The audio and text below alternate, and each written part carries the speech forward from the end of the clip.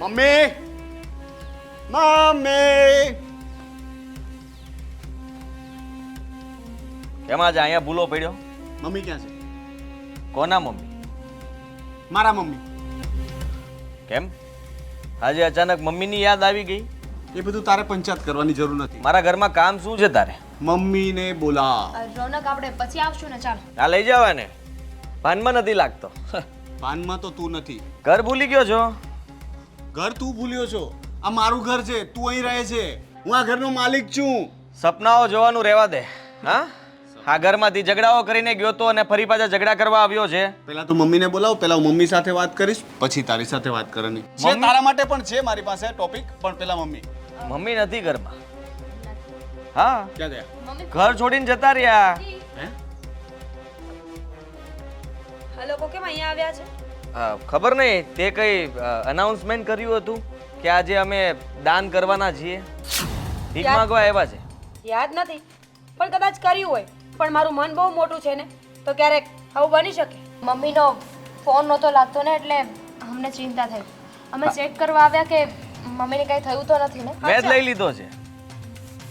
આ લોકોને શક છે કે મમ્મીનો ફોન નથી લાગતો, એનો મતલબ એમ કે મમ્મીને કંઈ થઈ ગયું હશે, અમે મમ્મીને કંઈ કર્યું હશે. હે ને? તમારી વાત પરથી તો લાગે છે કે કંઈક તો થયું છે, કારણ કે અમે તો એવું કંઈ કહ્યું જ નથી. છતાં પણ તમારામાં તો પેલું કહી ને કે ચોર કી દાઢી મેં તિનકા, એટલે તમારી વાત પરથી લાગે છે કે દાળમાં કંઈક કાળું છે. મમ્મીને બોલાવો. ક્યાં છે મમ્મી? મમ્મી આ આવ્યા. હા, મળવા આવ્યો છે, મળી લ્યો. હું મજાક કરવા નથી આવ્યો. કેમ દેખાતા નથી તને? આંખો ફૂટી ગઈ છે તારી. જો તને દેખાતા ના હોય તો પછી હું શું કરું? આ ઊભા અહીંયા મમ્મી. મમ્મી આને કહો ને, સમજાવો ને. રોનક ભાઈ ના તો પાડે છે ને કે મમ્મી ઘરે નથી. આપણે પછી આવશું, અમે પછી આવીશું. ચાલો અત્યારે.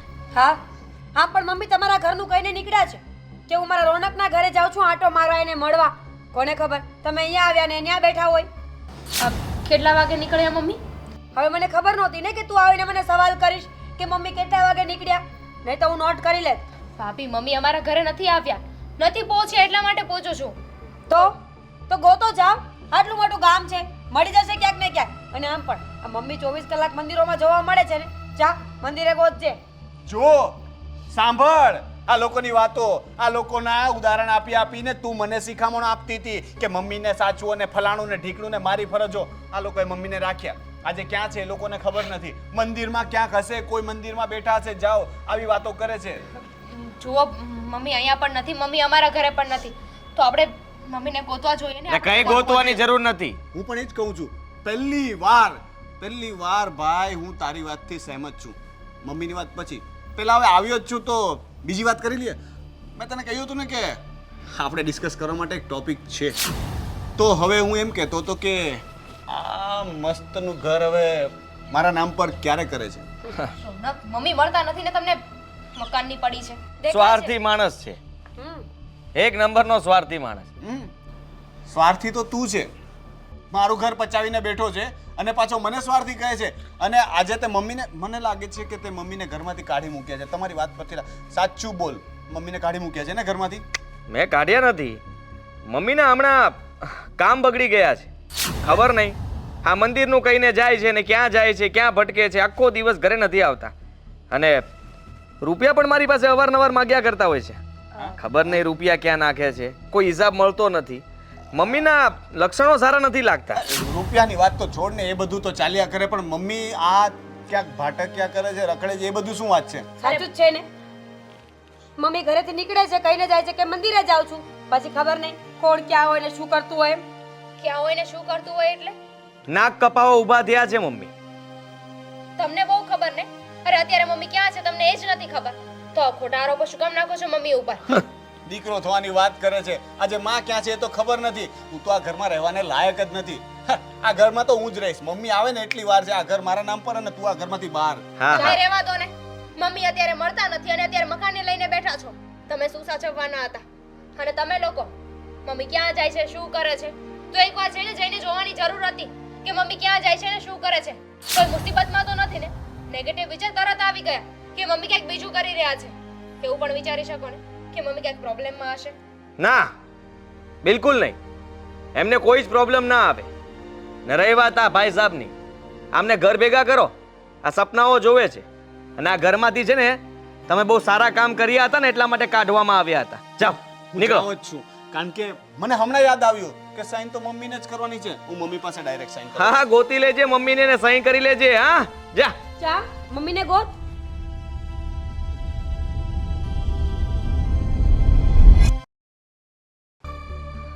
હીરા આવું છું.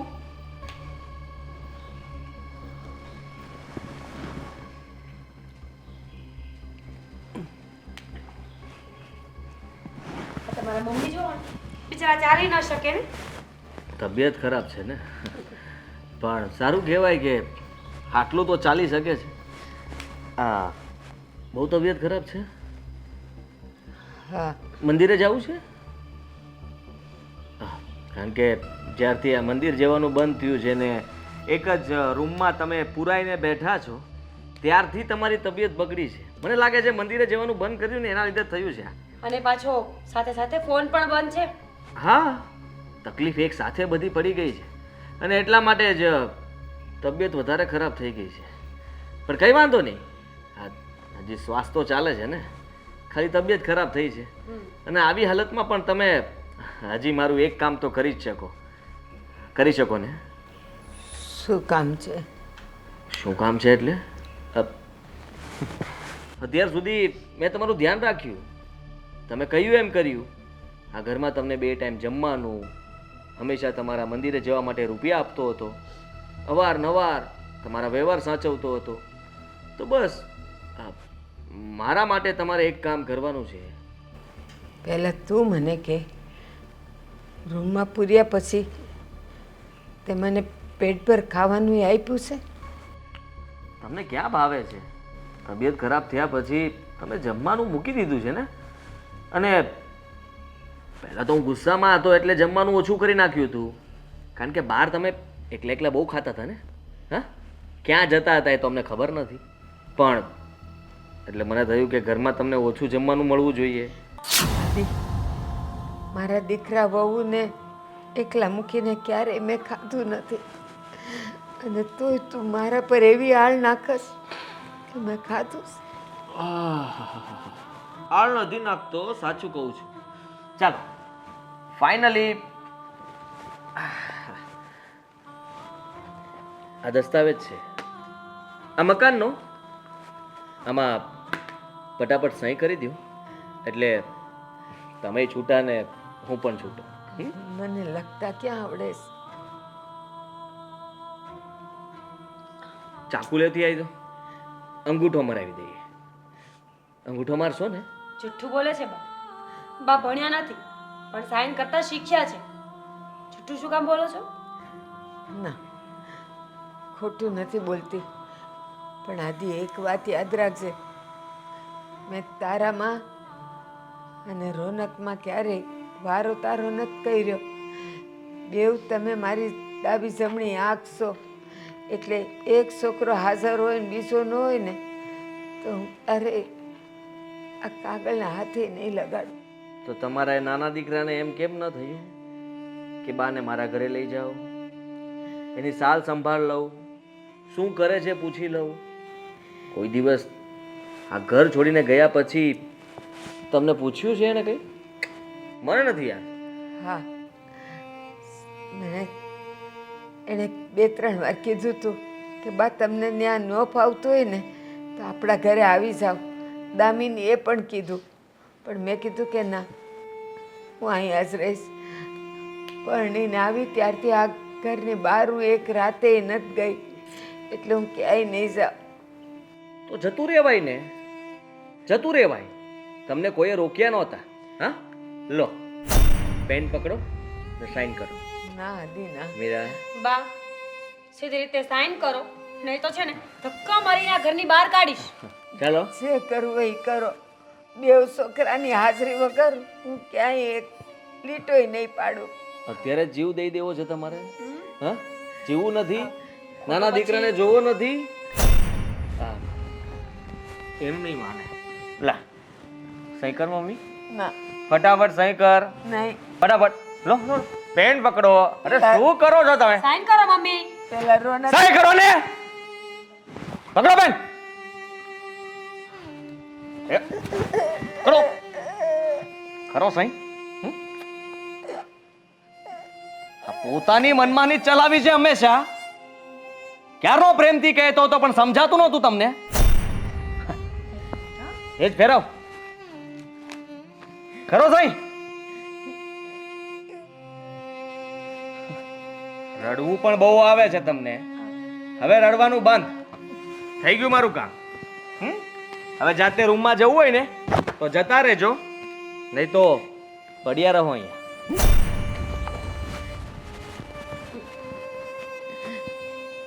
હે ભગવાન, હા તે ભાવ મને વાંઝણ રાખજે. આવા છોકરાઓ નહીં દેતો મને, નહીં દેતો.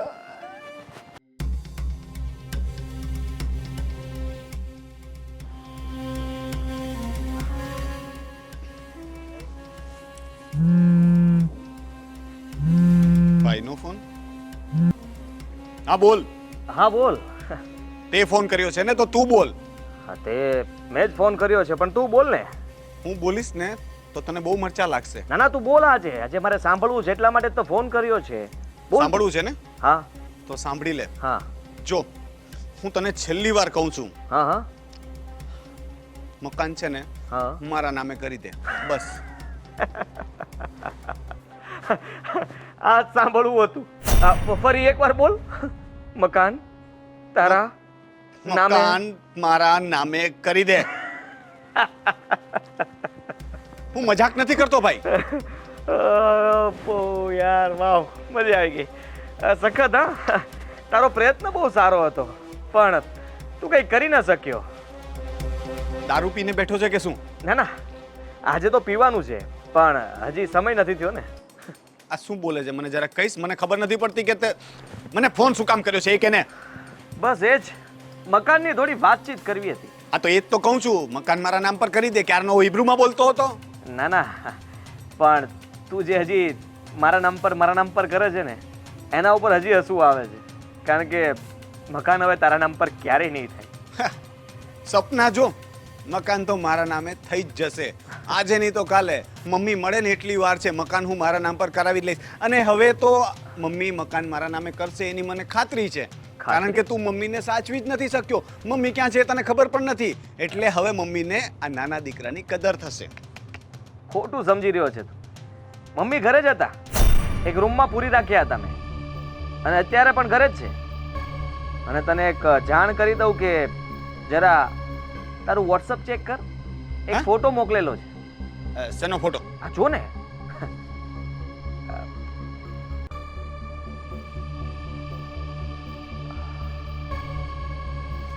હાલો. હા શું મજાક છે? મજાક? આ કયા દસ્તાવેજનો ફોટો મોકલ્યો તે મને? આપણા જ મકાનનો. મમ્મીએ મારા નામ પર કરી દીધું બકા. હવે શું કરીશ? હે? હા. શોક લાગ્યો? હા હા તો થાય. તકલીફ તો થવાની જ છે જીવનમાં. જો હવે તું એ સપનું જોવાનું રહેવા દેજે. મકાન મારા નામ પર થઈ ગયું છે. અને બીજી વાર હવે ક્યારેય તારા મોઢા પર મારા મકાનનું નામ પણ ના આવવું જોઈએ. સમજો તું? ભાઈ જો આ તે ખોટું કર્યું છે. તે મારી સાથે ચીટિંગ કરી છે. મકાનમાંથી મને ભાગ આપી દે. મને મારું મકાન જોઈએ. ઓ હેલો. અડધું તો આપવું જ પડે ને. આખું તું લઈ લે એવું થોડી ચાલે. હવે તો તને કઈ નહીં મળે. આ મકાનનો કચરો ફેંકું ને એ પણ લેવા નહીં આવતો તું. હા સમજો તું? ક્યાં છે ક્યાં તું? મને ખાલી એટલું કહી દે. હું ઘરની બહાર જ. કેમ અહીંયા આવીશ ઝઘડો કરવા? આવું પણ ખરા, પણ જરાક તૈયારીમાં રહેજે બરાબર. કારણ કે આ વખતે હું છે ને ભાઈની મર્યાદા ભૂલી જઈશ. હવે ફક્ત પૈસાનો સવાલ આવશે, પ્રોપર્ટીનો. ઓ પ્રોપર્ટી કાયદેસર રીતે કેસ કરીશ ને એવો ફસાવી દઈશ ને ક્યારે બહાર નહીં નીકળે. સમજો તું? તારામાં હિંમત હોય તો આવી જા. પણ મારે કાયદેસર કરવું જ નથી. તું હજી મને ઓળખતો નથી. મારી એવા લોકો સાથે ઉઠક બેઠક છે ને કે તું જોઈશ ને તો તારું પેન્ટ ભીનું થઈ જશે. ઓહો હો રહેવા દે ને. હા ધોળા દિવસે ખોટું પેન્ટ ભીનું કરવું એ મને પણ આવડે છે. હા ચાલ મૂકી દે. જોશું. અને મકાન તો હું લઈને જ રહીશ. લા દસ્તાવેજનો ફોટો મોકલ્યો. હવે તને બીજી કોપી મોકલાવું? મૂક.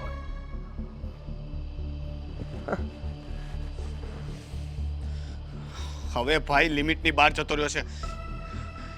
એણે ચીટિંગ કરીને મકાન પોતાના નામે કરાવ્યું છે ને, હવે તો હું મકાન મારા નામે કરાવીને જ રહીશ, છોડીશ નહીં એને.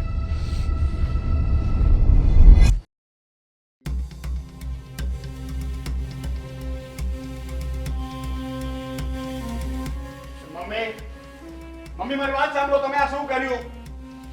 મમ્મી, હું તમારી સાથે વાત કરું છું. મારી સાથે વાત કર ને ભઈલા. આવી ગયો તું? હા, આ ફોન કર્યો ને 10-15 મિનિટ થઈ. તો ભાઈ સાહેબ તો પ્રગટ થઈ ગયા અહીંયા. એ કામ નથી ને બંનેને, ફોન કરો એટલે હાજર. હા, મારે બીજું કઈ કામ નથી. મારા જીવનનું એક જ ધ્યેય છે, એક જ મારું કામ છે ને, એ છે મારી પ્રોપર્ટી પાછી લેવાની, જે ચીટિંગ થી મારા ભાઈએ છીનવી લીધી છે. હા, મેં છીનવી જ લીધી છે આ જાતેથી. મમ્મીનો હાથ પકડીને સહી કરાવી. મમ્મીએ પ્રેમથી કરી દીધી, કારણ કે મેં સાચવ્યા હતા. એટલે મમ્મી કહેવા લાગ્યા મને કે દીકરા, આ બધું તારું જ છે. અને એમ પણ આ રોનક તો આવારા છે, એને તો કઈ પડી નથી. હંમેશા બસ પૈસાનો ભૂખ્યો, પૈસાનો લાલચુ, અને એને કોઈ દિવસ મારા સારા માટે કઈ વિચાર્યું જ નથી. અને તે મને કહ્યું કે મમ્મીને મેં રૂમમાં પૂરી દેતા હતા, એનું શું? રોનક, હવે જ્યારે મમ્મીએ પ્રોપર્ટી એમના નામે કરી દીધી છે તો આ ઝઘડાનો શું મતલબ છે? જે થવાનું હતું એ થઈ ગયું. અરે ના, એટલાની પ્રોપર્ટી થોડી છે. મને મારી પ્રોપર્ટી પાછી જોઈએ. મારી રોનક! પ્રોપર્ટી મને આપી દે. રોનક, ગાંડો થઈ ગયો છે. હા, ખરેખર ગુસ્સામાં તું બહુ સારો લાગે છે. બા બા